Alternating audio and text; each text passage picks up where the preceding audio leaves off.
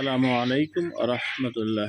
সম্মানিত কোয়েল পাখি খামারি ভাই বোন, অবশ্যই আপনার কোয়েল পাখিকে জিরো অবস্থাতে, বুডার অবস্থাতে ভিটামিন সি ব্যবহার করতে ভুলবেন না। কারণ ভিটামিন সি নাভি শুকাতে সহযোগিতা পর্যাপ্ত করে থাকে, যার জন্য এইটা কেউ ভুলে যাবেন না। অনেক ক্ষেত্রে আমি দেখেছি যে যারা বুডার করেন তারা ভিটামিন সি জিনিস চেনেই না, জানি না। অনেক খামারি থেকে এরকম আসে।